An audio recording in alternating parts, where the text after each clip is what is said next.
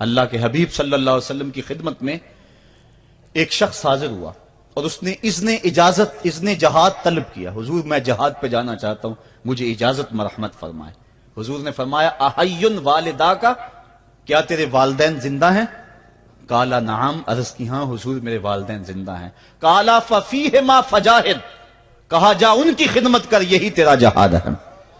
ماں باپ کو بلکتا ہوا چھوڑ جائے اور آپ جہاد پہ چلا جائے, ماں فالج میں گری ہوئی ہے اور بیٹا تبلیغی گشت پہ چلا جائے, باپ تڑپ رہا ہے اور بیٹا پیر کی چوکھٹ پہ جھاڑو دیتا پھرے, اللہ راضی نہیں ہوگا. میں سچ کہتا ہوں, اپنے بھی خفا مجھ سے ہیں بیگانے بھی ناخوش, کہ میں زہر حلاحل کو کبھی کہہ نہ سکا کند. بات وہی کہتا ہوں سمجھتا ہوں جسے حق, نئے ابلۂ مسجد ہوں نئے تہذیب کا فرزند. محمد عربی صلی اللہ علیہ وسلم سے بڑا پیر کون ہو سکتا ہے؟ لیکن حضرت وہ ویسے کرنی نہیں آ رہے. آقا کریم اپنے بٹن کھولتے ہیں اور کرن کی طرف, یمن کی طرف رخ کر کے لمبی سانسیں لیتے ہیں اور کہا میں رحمان کی خوشبو پا رہا ہوں. ایک دن صحابہ نے پوچھا بندہ نواز جس کے لیے تڑپتے ہو, جس کی ٹھنڈی ہوائیں آپ کو آ رہی ہیں, وہ آپ کا بڑا پیار کرنے والا ہے؟ کہا ہاں میرے سے بڑی محبت کرتا ہے. تو کہا پھر اتنی محبت کرتا ہے تو یمن تو دور نہیں ہے, بلال حبش سے آ گیا, سلمان فارس سے آ گیا, سہیب روم سے آ گیا, اور وہ یہاں یمن سے نہیں آ سکا. فرمایا اس کی بوڑھی اور نابینا ماں ہے جس کی خدمت اس کو نہیں آنے دیتی. اللہ اکبر. اب حضرت اویس کرنی نہیں آئے لیکن خیر التابعین کہلائے. آئے نہیں لیکن حضور ان کی یاد میں تڑپ رہے.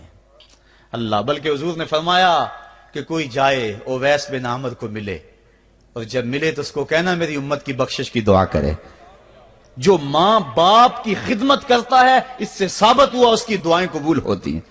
میں نے ایک روایت میں پڑھا ہے کہ جو آدمی روزانہ اپنے والدین کے لیے دعا کرے, والدین زندہ ہوں تب بھی, والدین فوت ہو گئے ہوں تب بھی, یہ عادت بنا لے, روزانہ ماں باپ کے لیے دعا کرے, ساری زندگی اس کے رزق میں بے برکتی نہیں آئے گی, اللہ اس کو رزق کی فراوانی عطا کر دے گا.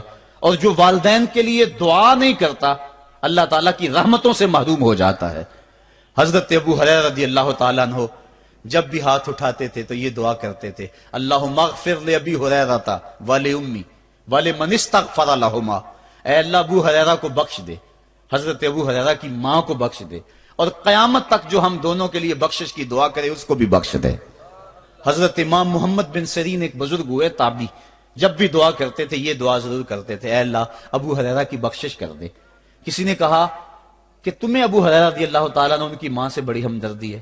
کہا ان سے جو ہمدردی ہونی ہے وہ تو ہونی ہے. انہوں نے کہا ہوا ہے اے اللہ ابو ہریرہ اور ان کی ماں کو بخش دے, جو ان کے لیے دعا کرے اس کو بھی بخش دے. تو میں دعا کر کے اپنی بخشش پکی کر رہا ہوں. تو والدین کے لیے دعا کرنا اللہ کی رحمت کو دعوت دینا ہے. تو فرمایا کہ جاؤ اویس بن عامر کو جانا اور جا کے اس کو میری امت کے لیے دعا کا کہنا. حضرت سیدنا عمر فاروق حضرت علی المرتضیٰ گئے, جا کے ڈھونڈا تلاش کیا, اویس بن عامر ملے, حضور کا سلام کہا, بس پھوٹ پھوٹ کے رونے لگے. کہا بتاؤ میرے رسول کے لبوں پہ میرا نام کیسے آیا تھا, حضور میرا جب تذکرہ کرتے تھے کیسے کرتے تھے. یہ درد دیکھا تو بولے کہ کیا آپ اتنی محبت رکھتے ہیں تو پھر ملنے کیوں نہیں آئے حضور کو, اتنا جو پیار رکھتے ہیں تو زیارت کرنے کیوں نہیں آئے. تو حضرت اویس کرنی نے بات کے رخ کو بدلا, کہا تم نے میرے رسول کو دیکھا, تم نے میرے رسول کی زیارت کی ہے؟ کہا ہاں ہم تو صبح و شام وہاں رہے ہیں. کہا پھر بتاؤ حضور کے یہ ابرو جڑے ہوئے تھے یا کھلے ہوئے تھے؟ اب دونوں حیران ہو گئے. کہا تم نے تو دیکھا میں نے تو دیکھا نہیں, تم بتاؤ نا, پھر میں تو گیا نہیں, مجھے کہتے ہو گیا نہیں, تم بتاؤ حضور کے ابرو جڑے ہوئے تھے یا کھلے ہوئے تھے؟ حیران ہیں. کہا حضور آپ ہی بتلائیے. کہا کوئی دور سے دیکھتا تو جڑے ہوئے نظر آتے, قریب آ کے دیکھتا تو کھلے ہوئے نظر آتے. یہ وہ ہے جو ماں کی خدمت کرتا رہا اور حضور کے دربار میں حاضر نہیں ہو سکا, لیکن حاضری اس کی تھی, وہ جہاں بھی تھا وہ نبی کے قرب میں تھا.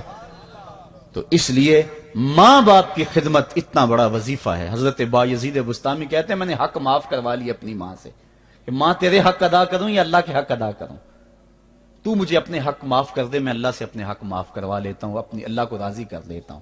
جنگلوں میں گھومتے رہے, 12 سال بیت گئے. ایک دن دوبارہ آئے, بستام کی سمت سے گزرے, خیال آیا چلو ماں کو سلام کر جاؤں.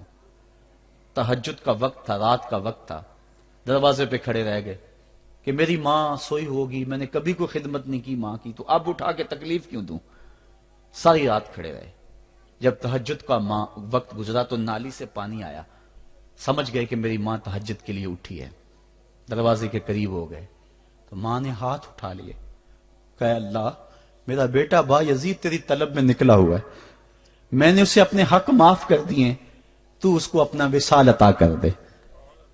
حضرت با یزید دروازہ کھٹکھٹانے لگے اور ماں کے قدموں میں لپٹ گئے اور رو کے کہنے لگے جس رب کو میں جنگلوں میں تلاش کرتا ہوں وہ تو رب میری ماں کے پاس ہے۔ تو ماں کی دعاؤں میں اللہ کی رضا ہے، ماں راضی ہو جائے تو سمجھ لو خدا راضی ہے۔ اللہ تعالیٰ جل شانہ نے ارشاد فرمایا وَقَضَىٰ رَبُّكَ أَلَّا تَعْبُدُوا إِلَّا إِيَّاهُ، تیرے رب نے یہ طے کر دیا ہے کہ اس کے علاوہ کسی کی پوجا نہیں کرو گے، وَبِالْوَالِدَيْنِ إِحْسَانًا، اور والدین کے ساتھ اس نے سلوک سے پیش آؤ گے۔ اِمَّا يَبْلُغَنَّ عِندَكَ الْكِبَرَ أَحَدُهُمَا أَوْ كِلَاهُمَا فَلَا تَقُل لَّهُمَا أُفٍّ وَلَا تَنْهَرْهُمَا، اگر تیرے پاس دو یا دونوں میں سے ایک بڑھاپے کو پہنچ جائیں تو پھر ان کے سامنے تو نے اف بھی نہیں کہنی اور نہ ان کو جھڑکنا ہے اور ان سے نرم لہجے میں بات کرنی ہے۔ جب ماں باپ جوان ہوں، بچوں کی ضروریات پوری کر رہے ہیں، ان کے تعلیمی اخراجات اور ان کے معاشی سارے معاملات درست کر رہے ہوں، تو اس وقت تو والدین کی بچے تعظیم کرتے ہی ہیں۔ امتحان اس وقت شروع ہوتا ہے جب ماں باپ بوڑھے ہو جاتے ہیں اور چلنے پھرنے کی سخت بھی نہیں رہتی، صرف سانس کی ایک ڈوری لٹکی رہتی ہے، اور جس طرح بچہ اپنے بدن سے مکھی بھی نہیں اڑا سکتا تھا، اب یہ حالت ماں باپ پر آ گئی اور بچے کی طرح مزاج چڑچڑا ہو گیا۔ زمانے کے حالات بدل گئے لیکن ماں کی پرانی، باپ کی وہ پرانی روش ہے، وہ اسی انداز میں اسی ڈگر میں بات کرتا ہے۔ یہ آزمائش کے دن ہیں، یہ امتحان کے دن ہے، اب دیکھنا ہے والدین کی اس وقت تعظیم کون کرتا ہے۔ فرمایا اما یبلغن عندک الکبر، اگر تیرے پاس وہ بڑھاپے کو پہنچ جائیں، دونوں پہنچ جائیں یا تیری خوش قسمتی کہ دونوں میں سے ایک پہنچ جائیں یا دونوں پہنچ جائیں، تو پھر ان کی تو نے تعظیم کرنی ہے۔ کیا کیسے تعظیم کرنی ہے؟ فلا تقل لہما اف، تو نے ان کو اف بھی نہیں کہنا۔ حضرت امام فخر الدین رازی کے حوالے سے میں آج ہی صبح یا گزشتہ شب اف کی تشریحات دیکھ رہا تھا، انہوں نے 12-13 اقوال بیان کیے ہیں لیکن 2 قول فرماتے ہیں۔ اف یہ ہے کہ انسان کے بدن کے اوپر جو شفاف رہتا ہو، صاف رہتا ہو، مٹی پڑ جائے، ریت کا ذرہ پڑ جائے تو اس کو پھونک مار کے اس کو ہٹاتا ہے، تو وہ پھونک سے جو آواز پیدا ہوتی ہے اس کو عربی میں اف کہتے ہیں۔ تو پھر اف ہر اس چیز کے لیے منقول ہو گیا جو ناپسندیدہ ہے۔ ایک تو قول یہ ہے کہ والدین کے سامنے اس احتیاط سے رہو۔ دوسری بات آپ فرماتے ہیں اف کا مفہوم یہ ہے کہ جب ماں باپ بوڑھے ہو جائیں تو بول و براس چارپائی پہ نکل جاتا ہے اور انسان ان کو اٹھا کے ان کی خدمت کرتا ہے، صفائی کرتا ہے، کپڑے بدلتا ہے۔ انسان کی طبیعت میں جو فطری نفاست ہے اس کے تحت اس کو ماں باپ سے جو مکروہ اور ناپسندیدہ بو آتی ہے اس سے وہ بچنا چاہتا ہے۔ وہ نفرت ماں باپ سے نہیں ہوتی، وہ نفرت اس بدبو سے ہوتی ہے جو ماں باپ کے بدن سے یا چارپائی سے یا کپڑوں سے اٹھ رہی ہے۔ تو بندہ اپنے جو ہے وہ ناک پہ کپڑا رکھ لیتا ہے اس بدبو سے بچنے کے لیے۔ تو اف کے مفہوم کو بیان کرتے ہوئے حضرت امام رازی کہتے ہیں کہ انسان کو اس بات سے بھی روکا گیا ہے کہ تو اپنے ناک پہ کپڑا رکھ کے اگر ان کو صفائی کر رہا ہوگا تو ماں باپ کے نازک دل پہ کہیں یہ بوجھ نہ آ جائے کہ میرا بیٹا مجھ سے نفرت کر رہا ہے۔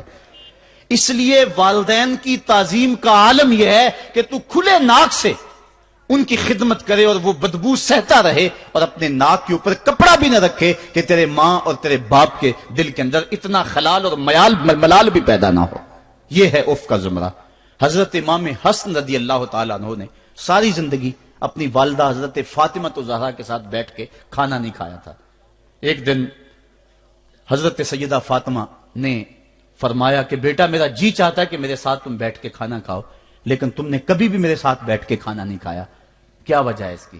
تو حضرت امام حسن فرمانے لگے، عرض کرنے لگے امی میں اس ڈر سے آپ کے پاس بیٹھ کے کھانا نہیں کھاتا کہ کہیں کسی لقمے کی طرف آپ کی نظر بڑھ جائے اور میں عدم آگہی کی وجہ سے اپنے ہاتھ کو اس لقمے کے پہ ڈال لوں اور نہ جان سکوں کہ اس لقمے کو اٹھانے کا ارادہ میری ماں کے دل میں پیدا ہو چکا ہے اور میں اللہ کی رحمتوں سے محروم ہو جاؤں، اس ڈر سے میں آپ کے ساتھ بیٹھ کے کھانا نہیں کھایا کرتا۔ یعنی ماں باپ کی تعظیم کا عالم یہ ہے، اف تک نہ کہو۔ حضرت سعید بن المسیب رضی اللہ تعالی عنہ جلیل القدر تابعی ہیں، وہ فرماتے ہیں کہ والدین کے سامنے بیٹے کی حالت کیا ہونی چاہیے۔ وہ فرماتے ہیں جس طرح بھاگا ہوا غلام پکڑا جائے اور اس کو پکڑ کے جو ہے وہ آقا کے سامنے پیش کر دیا جائے، تو اس بھاگے ہوئے غلام کو پکڑ کے جب آقا کے سامنے پیش کر دیا جائے تو جو حالت اس غلام کی ہوتی ہے، بیٹے کی حالت یہ ماں باپ کے سامنے ہونی چاہیے۔ اب ان بیٹوں کو سوچنا چاہیے جو اپنے ماں باپ کو دکیا نوسی کا تانا دیتے ہیں اور سمجھتے ہیں یہ اولڈ فیشن ہے، انہیں کیا پتا زمانہ کہاں چلا گیا ہے، اور ان کے فیصلوں کو مسترد کرتے ہیں۔ علماء نے اس بات کو تفصیل کے ساتھ بیان کیا ہے کہ شریعت کے جو قطعی ضابطے ہیں، ان ضابطوں اور ان قوانین کو اور ان معاملات میں تو والدین کی فرما برداری نہیں ہوگی اللہ کی اگر معصیت ہوتی ہو، لیکن جو معاملے شک والے ہیں وہاں ماں باپ کے قول کو ترجیح دی جائے۔ تو فرمایا ان کے سامنے اف بھی نہیں کہنی، وَقُلْ لَهُمَا قَوْلًا كَرِيمًا، اور ان سے نرم لہجے میں بات کرنی ہے۔ وَاخْفِضْ لَهُمَا جَنَاحَ الذُّلِّ مِنَ الرَّحْمَةِ، اور ان سے بات اور ان کے لیے اپنے بازو بچھا لینے ہیں نرم دلی کی وجہ سے، نرمی کی وجہ سے۔ جب جانور زمین کی طرف رخ کرتا ہے، اوپر سے نیچے کی طرف آتا ہے تو اپنے پروں کو سکیڑ لیتا ہے، تو اس کے لیے یہ لفظ بولے جاتے ہیں وَاخْفِضْ لَهُمَا جَنَاحَ۔ تو اللہ تعالیٰ فرمایا جس طرح وہ جانور عزت سے اپنے بازو سکیڑ لیتا ہے اور پھیلاتا نہیں ہے، والدین کے سامنے تیری اکڑ، تیرا عہدہ، تیرا منصب، تیری شانیں، تو بڑا اونچا ہے، لوگ تجھے سلوٹ کرتے ہیں، تیرے ہاتھ چومتے ہیں، تجھے سلام کرتے ہیں، اونچی کرسیوں پہ تو بیٹھتا ہے، لیکن وہ سب وہاں چھوڑ دے اور ماں کے قدموں میں عاجز بن کے بیٹھ جا، باپ کے قدموں میں عاجز بن کے بیٹھ جا، وہاں اپنی اس کسی چیز کا لحاظ رکھ، پرندہ اوپر کوڑے تو پر کھولے، لیکن جب نیچے آئے تو پروں کو سمیٹ لے، تیرا عہدہ، تیرا منصب باہر رہے، جب ماں باپ کے پاس آئے اس وقت تو مؤدب غلام کی صورت میں اپنے والدین کے سامنے کھڑا۔